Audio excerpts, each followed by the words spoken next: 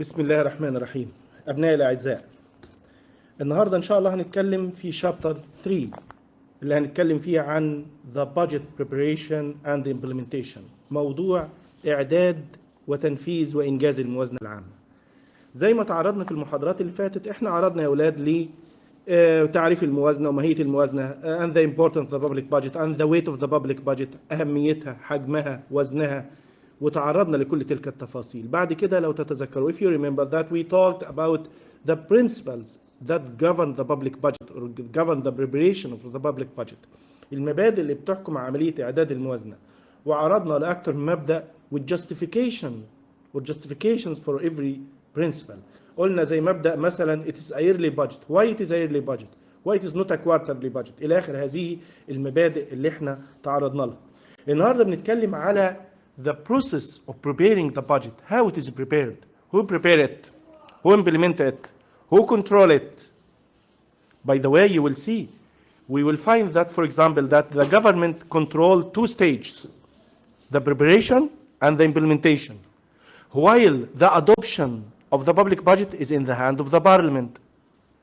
Also, the process of controlling and revision is in the hand of many institutions, including definitely the parliament.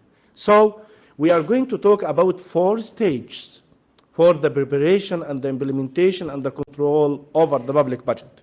يبقى إذن عندنا 4 مراحل في عملية إعداد وتنفيذ والرقابة على الموازنة العامة. المرحلة الأولى, the first stage is the preparation stage or the budget preparation، عملية إعداد الموازنة.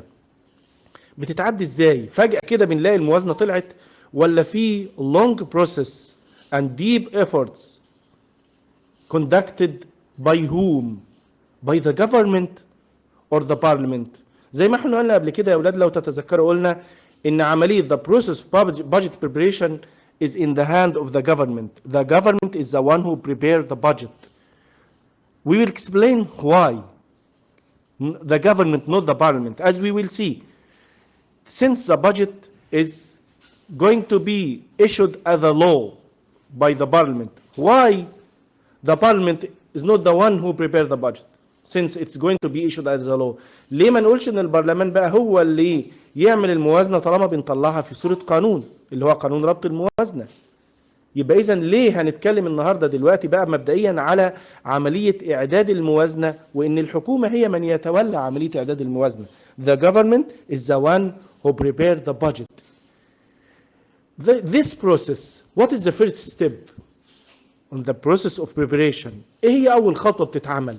The first step is conducted by the Minister of Finance.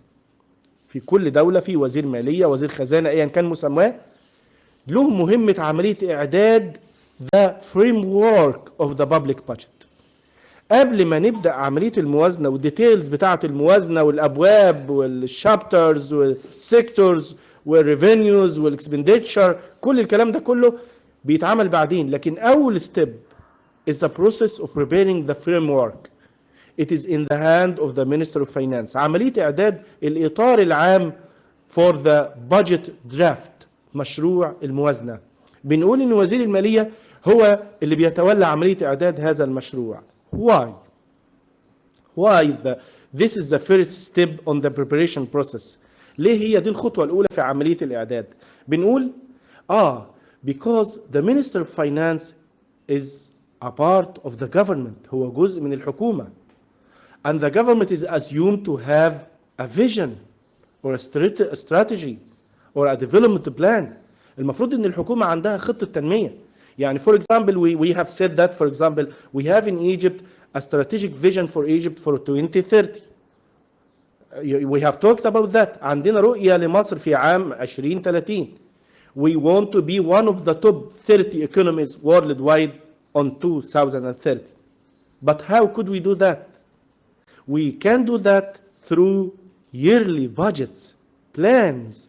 That's why the Minister of Finance set the framework for the public budget.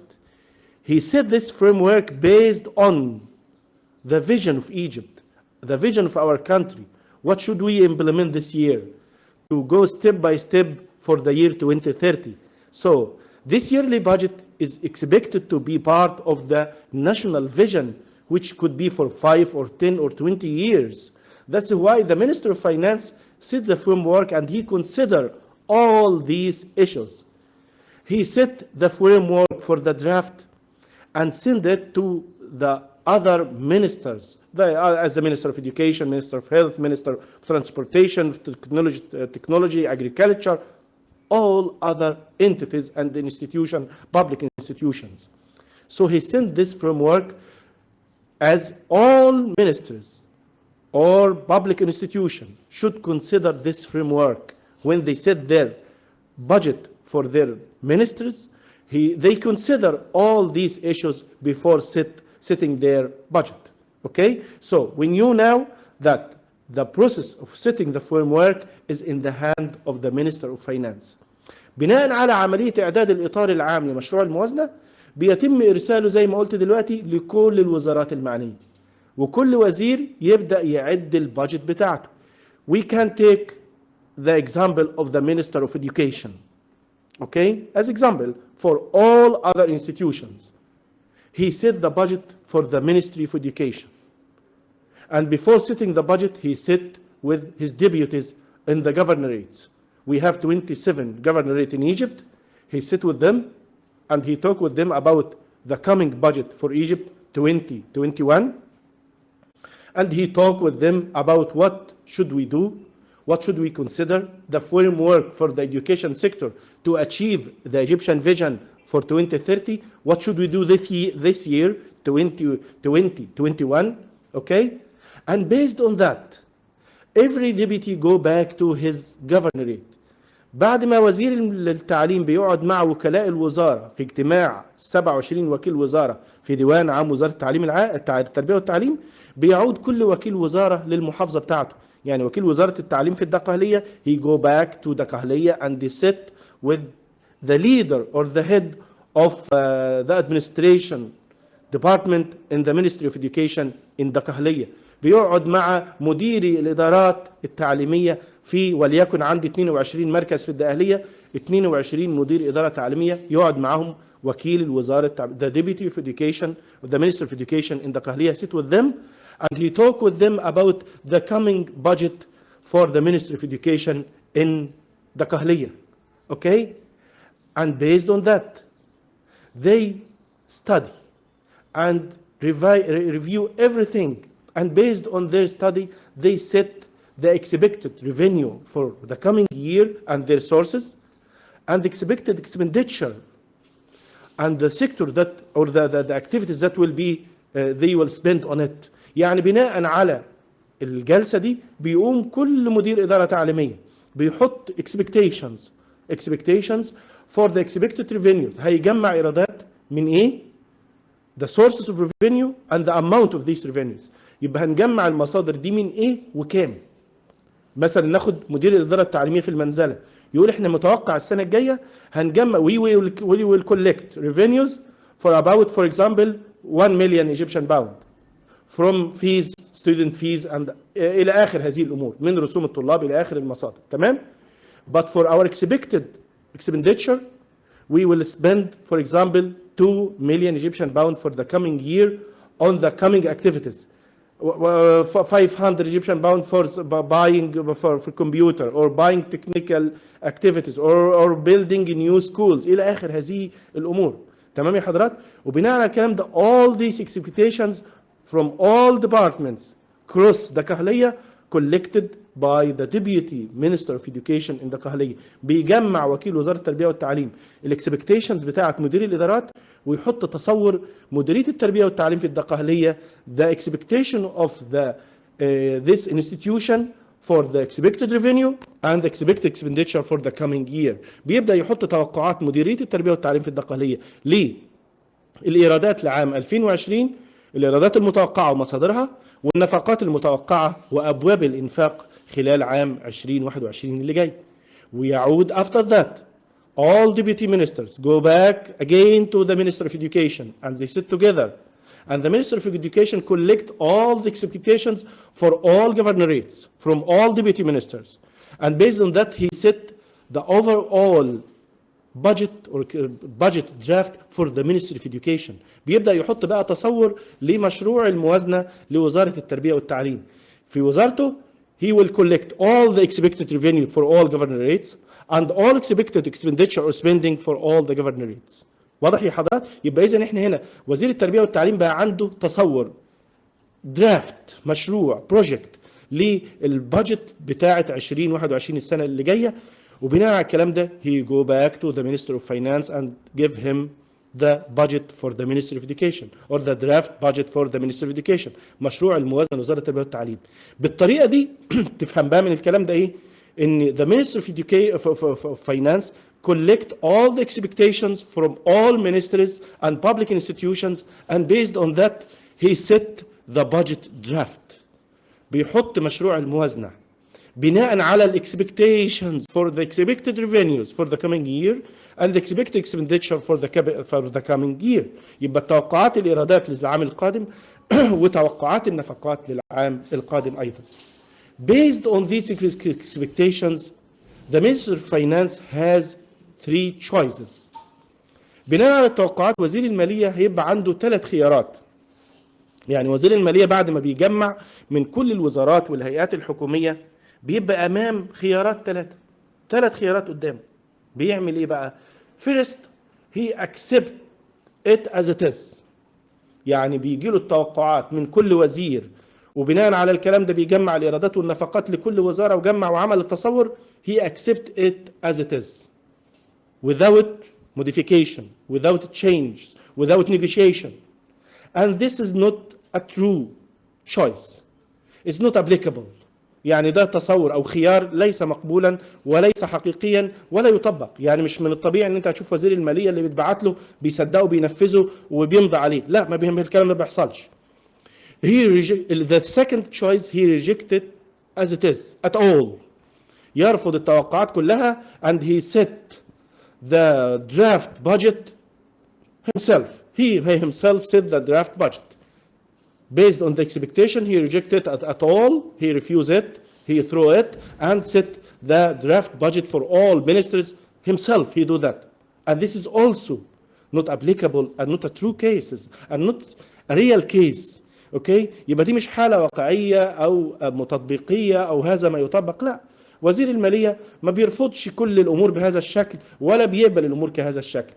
But the third choice, which is applicable in most countries, the third choice, he get the application, the expectations, he study it, he revise it, and based on these expectations, he starts the negotiation. بيبدأ مفاوضات with all ministries, especially if there is a great shortage. وخاصة يا حضرات لما يبقى فيه عجز شديد جدا في الموازنة العامة. Based on the expectation from all ministers, he found when he tried to count the expected revenue, he found, for example, that the expected revenue for the coming year from all ministries and public institutions about 1 trillion Egyptian pound. Try to imagine that. And on the other side, he found that the expected expenditure based on the request from all ministries and public institutions about 1.5 or 1 billion and 500 billion Egyptian pound. 1 trillion and 500 billion Egyptian pound. يعني وجد ان توقع الايرادات حوالي تريليون جنيه مصري، لكن توقع النفقات حوالي تريليون و500 مليار جنيه مصري. يعني في huge gap ما بين expected revenues and expected expenditures. What should he do? He accept it as it is? He reject it as it is? Or he start the negotiation? Yes, he start the negotiation with all ministries. بيبدأ المفاوضات مع كل الوزارات. He said, for example, on the cabinet ministers اللي هو مجلس الوزراء، ويعرض توقعات الوزارات والتصور العام لمشروع الموازنة، ويبدأ يقول احنا في ظروفنا الاقتصادية الحالية صعب ان احنا نوفر ال 500 مليار ده، لان في جاب ما بين الاكسبكتد ريفينيو، هيوج جاب. لو الفجوة بسيطة انا ما عنديش مشكلة يا حضرات واخد بيها واتوكل على الله ومش هرجع لكم تاني، لكن الحقيقة الفجوة كبيرة، في 500 مليار هنوفرهم منين؟ Here he started the negotiation and asked all ministers to go back to their ministers. إنهم يرجعوا للوزارات بتاعتهم and start to try to reduce the public expenditure. Try to modify their expectations. يحاولوا يعدلوا توقعاتهم. يحاولوا يزودوا في الإيرادات قدر المستطاع. أو reduce the public expenditure. أو make priorities. إنهم يعملوا أولويات. يعني أنت كوزير أنت متوقع أن إيراداتك مثلا وليكن كوزير التربية والتعليم إيراداتك العام القادم 300 مليار جنيه ونفقاتك 800 مليار. يعني حاليا دلوقتي أو توقعاتك أنها تنفق أضعاف ما تحصله. وانت في نفس الوقت زي ما قلت لك في بعض المحاضرات حاطط توقعات ان انت مثلا عايز تبني مدارس نموذجية ومدارس متميزة ومدارس عالمية، وفي نفس الوقت الوضع الاقتصادي لا يتحمل او ده بيتعارض مع مشروع خطة التنمية ورؤيتنا زي ما احنا قلنا في بداية الكلام. What should you do? You should study your expectations again and make priorities. احنا عايزين نبني مدارس الاول، مش تروح تكلمني في مدرسة نموذجية او معرفش كذا. خلينا نركز على الاولويات، البيزكس، الاسينشالز، النسيسري ايشوز، الامور الاساسيه. وبالطريقه دي مطلوب ان كل وزير يخفض من توقعاته عشان يخفض العجز عنده في وزارته، وبالتالي في الصوره العامه on the overall budget بالنسبه للموازنه العامه نقلل العجز من 500 مليار مثلا say to 300 billion Egyptian pound not 500 billion because we want to what will we do? As we will see, we will go back, we will get loans either from the national markets or from the international markets اللي هو الانترنال اند اكسترنال ديت، بابليك ديت. هنلجا للدين العام الداخلي او الخارجي. ولهذا مطلوب منك يا وزير تراجع امورك وتخفض شويه توقعاتك للعام الجديد. يبقى اذا ده اللي بيحصل يا حضرات. and after all these negotiations بعد كل تلك المفاوضات وكل وزير every minister go back to his ministers and start to reduce the expenditure and to increase the revenues to reduce the shortage for the budget of his ministries. And based on this, they go back again to the Minister of Finance. And he start to revise the expectation of all ministries again. And based on the last step, he find that the expected revenue will be about 1.1 trillion Egyptian pound and the expected expenditure 1.4 trillion Egyptian pound. يعني التوقعات الإيرادات 1.1 وتوقعات النفقات 1.4. Therefore he will find that there is a shortage في عجز في الموازنة بحوالي 3 يعني 300 مليار جنيه.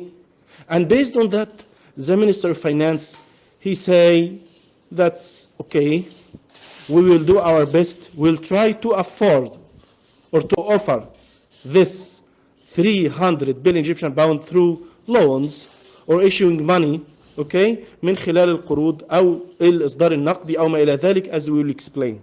And based on that he gave the final draft of the public budget to the Prime Minister. خلاص يا حضرات. يبقى احنا كده انتهينا من الفيرست ستيب أو الفيرست ستيج اللي هي عملية إعداد الموازنة من خلال وزير المالية والحكومة والنيجوشيشنز ورايح جاي ما بين الوزارات لغاية لما نعمل مشروع الموازنة. وفي النهاية حط مشروع الموازنة وقال خلاص احنا توقعاتنا في الإيرادات 1.1 هنحصل خلال السنة الجاية 1.1 تريليون جنيه وهنصرف 1.4 تريليون جنيه يعني في فرق 300 ودول هوفرهم 200 مليار 200 billion will be collected from the national markets through public debt, internal public debt, the other 100 will be collected from the international public debt اللي هو الدين العام الخارجي. وخلاص كده الموازنة متوازنة زي ما شرحنا في مبدأ توازن الموازنة المحاضرة اللي فاتت. تمام يا حضرات؟ السؤال هنا we said that this, as you have seen, we have said that this step or this stage is in the hand of the government. The question, why it is in the hand of the government? ليه الحكومة هي اللي تعمل أو هي المرحلة الأولى دي تكون اللي تقوم بها الحكومة؟ Why it is not prepared by the parliament since it's going to issue the law, okay, of the public budget? Why it is not preparing it? ليه البرلمان ما يجهزهاش بقى؟ أنا عارض لك في الكتاب مجموعة عملية justifications، مجموعة من الأسباب ليه الحكومة هي اللي بتتولى عملية إعداد الموازنة. خلاص يا حضرات؟ الأسباب عندك كثيرة. أولا because this process is an administrative one. The process of preparing the budget it is an administrative process. عملية إدارية. عملية إدارية طبيعي إن أنت تسيبها بقى في إيد المشرع legislator ولا الجفرمنت؟ زي ما انا شارح عندك، طالما هي عمليه اداريه تترك في جهه الاداره وبالتالي تتولاها جهه الاداره. زي ما احنا قلنا برضو، زي ما انا شارح لك عندك، لو انت if you leave it to the parliament it's expected to arrive to nothing because of the diversity of the opinion and of the member of the parliament. يعني احنا لو سيبنا موضوع عمليه اعداد الموازنه، try to imagine that the process of preparing the budget is in the hand of the parliament. Will you get anything? You will get nothing, because try to imagine we have many parties, political parties in the parliament. Each party has its own considerations. كل حزب عنده اعتباراته, what he believes. For example, try to imagine that we have a labor party. عندنا حزب عمال. They will care more about workers. They will think more about increasing salaries. Okay? هيفكروا في موضوع زيادة الأجور. That's it. Okay? So, try to stay away from all this. The step of preparing the budget should be in the hand of the government. Stay away from all these difference and the diversity of the members of the parliament. Stay away. Okay? Also, this process is in the hand of the government preparing the budget because it is the one who is going to implement it. The government is going to implement the budget. So, the government, since it's going to implement the budget, it should be given the process or the priority or the opportunity to prepare the budget as it's going to implement it after that. Okay? So, also the government knew the sources of revenue. Since it's the government, administrations, they knew everything. What is in the Ministry of Oil, Ministry of Education, Ministry of Agriculture. They knew everything, all the details within their ministries. Okay? So, this process should be left to the government. Okay? Also, the government is assumed to have its political ideology, its political goals.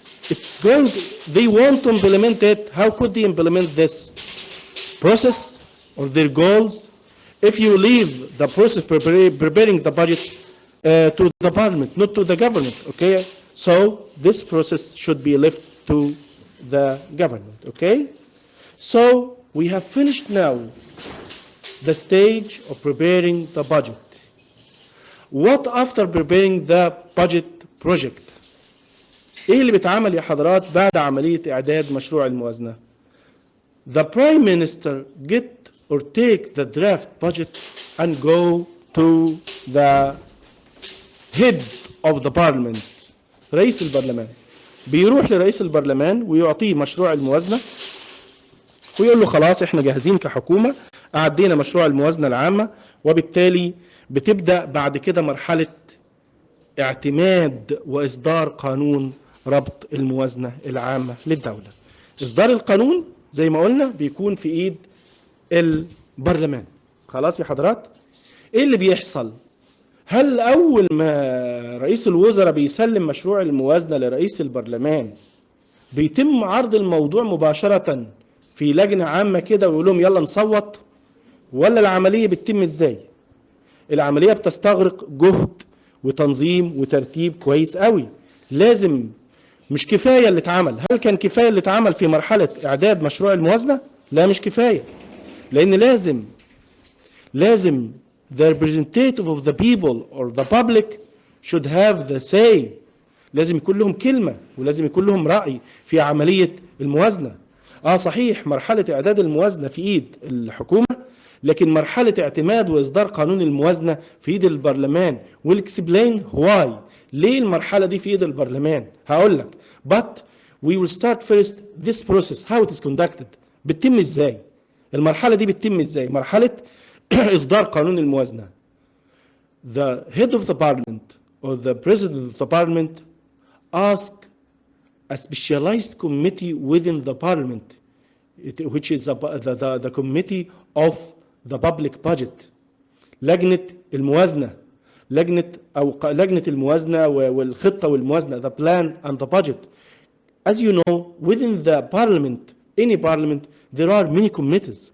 في لجان كثيرة جدا جوه البرلمان. في لجنة الإديوكيشن ولجنة الهيلث ولجنة معرفش الأمن القومي national security ولجنة العلاقات الخارجية.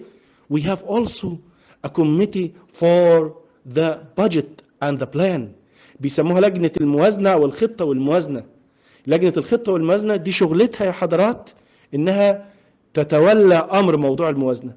About 7 to 8 or to 10 members of the parliament are specialized on the issue of economy and public budget.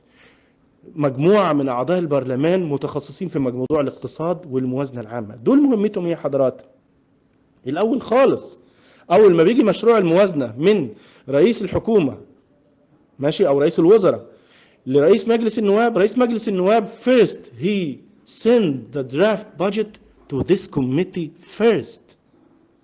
This committee start the process of studying the project or the draft of the public budget privately بشكل خاص في غرفة مغلقة. يقعدوا يدرسوا بقى مشروع الموازنة اللي الحكومة بعتاه ويقعدوا مع بعض. They start the negotiation. They might contact the Minister of Finance to ask about some issue or modify some issues before sending or studying this issue publicly or openly on the parliament. قبل ما يدرسوا ويعرضوا مشروع الموازنة في لجنة عامة بقى ويناقشوا الموضوع في لجنة عامة على كل أعضاء البرلمان اللي هم أكتر من 600 عضو. لا، أول حاجة بنعملها إيه كبرلمان؟ لجنة الخطة والموازنة تقعد تدرس مشروع الموازنة بشكل مستقل وشكل خاص في غرفة مغلقة، لأن دول متخصصين، دول اللي أهل الاختصاص.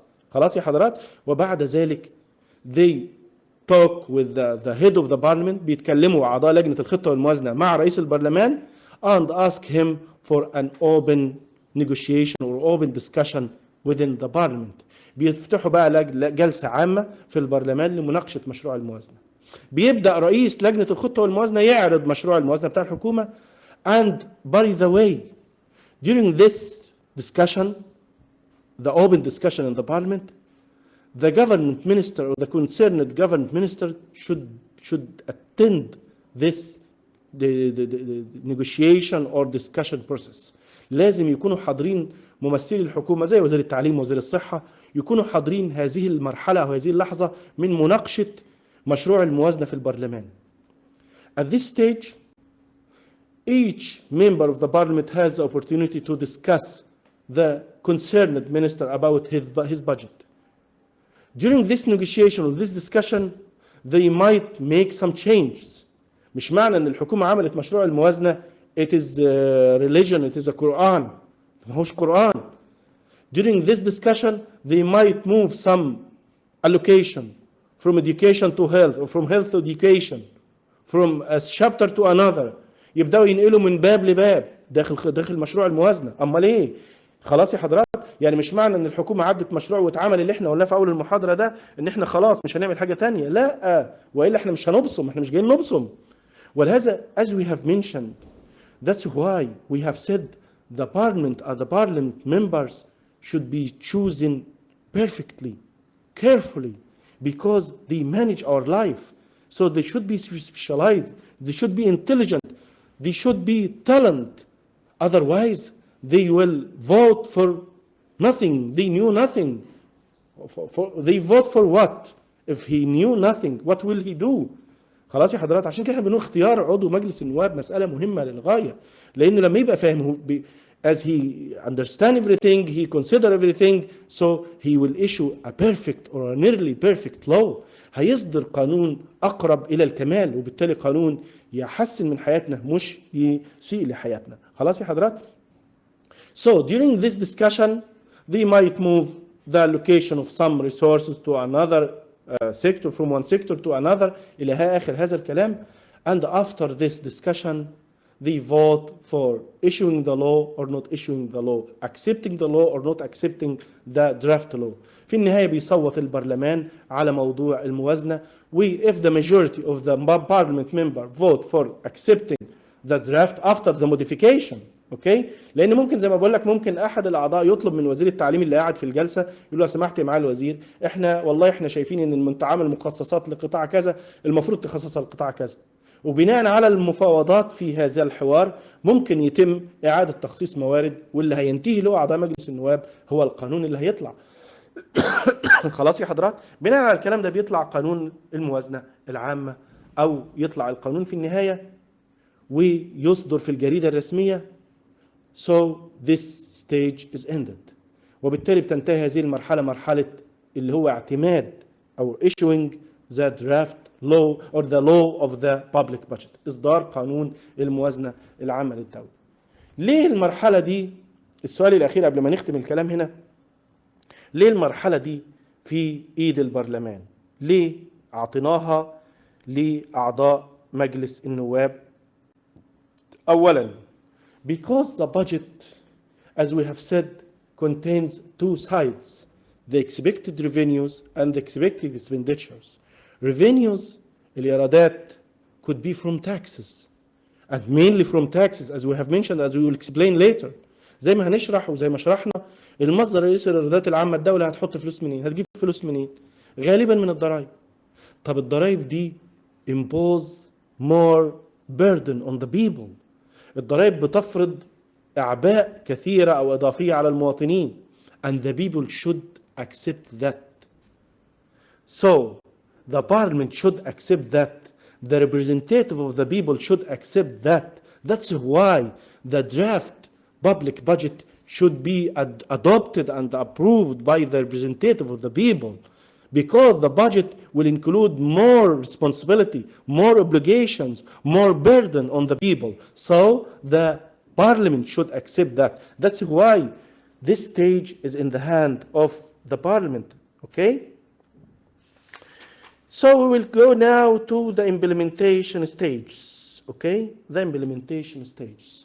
So after the process of preparing the budget and the process of adopting the budget, now the law is issued. It should be issued before the first public year or budget year, قبل السنة المالية الجديدة, which start from the 1st of July. Okay, so the law is issued now. So we will go for the implementation stage. Each minister takes his allocated resources and start the process of implementing and spending and collecting based on the law issued from the parliament. Okay, this process also is in the hand of the government as the first stage. Okay, so they should implement according to the accepted or the approved law from the parliament. But during the implementation, okay, and here there is a difference between the budget in a socialist economy and the budget in a capitalist economy. In a socialist economy, زي الاشتراكية, the budget should be implemented as it is without any changes. You as a minister of education or a governor of the كلية or غربية, you should implement the budget as it is. You have no choice. You have no place to make any change on the law or the budget or the allocated resources based on the budget. ما عندكش اختيار ان انت تعمل تغيير في ظل الفكر او النظام الاشتراكي. But under capitalism, you have some kind of flexibility during the implementation. For example, we now have what is called corona, okay, coronavirus, okay. So we have the budget of 2019 and 2020 اللي هي الموازنة اللي احنا شغالين فيها النهاردة. Will we consider the budget as it is, or we have some kind of flexibility? Could we make some change or movement from resource from one sector to another? We can do that under capitalism. يبقى في ظل النظام الاقتصادي الرأسمالي أو الموازنة في اقتصاد رأسمالي, there's some kind of flexibility. في نوع من شيء من المرونة شوية. You can move the allocation from one chapter to another, من قطاع التعليم للصحة أو من قطاع الزراعة للصحة أو الصحة للزراعة. خلاص؟ يبقى أنت تقدر تعمل التحرك ده في ظل اقتصاد رأسمالي، في نوع في موازنة في اقتصاد رأسمالي زي ما احنا النهارده. They have allocated about 100 billion Egyptian pounds to face this virus or coronavirus. اوكي، يبقى الكلام ده جه منين؟ ما هو ده برضو كله مرتبط بالموازنه يا حضرات. هنبدا ناخد من قطاعات نحط في قطاعات اخرى في شيء من المرونه. But as you will see, you have to make your justification by the parliament after that. انت المفروض انت كنت مخصص لك مبلغ معين تنصرفه في المكان الفلاني، حضرتك صرفتهم في مكان آخر. You have to justify this step. You have to justify what you have done. Otherwise, you will face a problem on the parliament during the fourth stage as we explain later. Okay? يبقى إذن زي ما حضراتكم شايفين احنا مرينا بمرحلتين. تبع الحكومة ومرحلة لحساب البرلمان. خلاص يا حضرات؟ في هذه المرحلة انت كوزير او كمسؤول بتنفذ قانون الموازنة as it is، وفي نفس الوقت you are under the control. That's why we have to move now to the fourth stage, which is the supervision or the control stage, which is the fourth stage. It is related to the supervision or the subsequent control over the public budget، اللي هي الرقابة التابعة. في عندي كذا نوع من الرقابة يا حضرات على موضوع إعداد الموازنة. You have to ask yourself a question. For me as a minister of education, for example, for me as a minister of education, can I move or spend without any control? For me, I can do everything without any control, supervision. If I believe that, I will abuse the resources or the scarce resources. لو أنا كوزير حاسس إن أنا حر free to spend the money wherever I want, so I will abuse these resources or misallocate or abuse it. Okay؟ يبقى أنا أسيء إلى هذه الموارد وأهدرها ولا أضعها في الأماكن المناسبة أو المخصصات المناسبة. That's why there is some kind of supervision or control. There is what is called the internal supervision، في الإشراف الداخلي. ولهذا تلاقي في كل وزارة مثلا representative of the Ministry of Finance، ممثلين لوزارة المالية جوه الوزارة، وبالتالي بيشرفوا وبيراقبوا. في نفس الوقت في external supervision، mostly external supervision، في غالبا بيكون في إشراف أو رقابة خارجية. زي ما عندنا في مصر حضرتك انت يمكن تسمع عن الجهاز المركزي للمحاسبات اللي هو السنترال ايديتنج ايجنسي، اللي هي الجهاز المركزي للمحاسبات عندنا في مصر.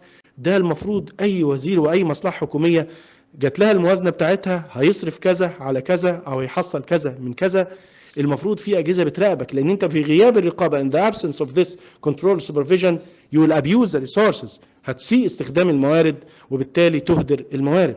يبقى انا عندي رقابه خارجيه من الجهاز المركزي للمحاسبات، عندي رقابه لاحقه اللي هي دي اللي تهمنا بقى، اللي هي subsequent supervision، subsequent control by the parliament. يبقى انا عندي مرحلتين تبع الحكومه في مرحله اعداد الموازنه وتنفيذها، ومرحلتين لمين يا حضرات؟ للبرلمان.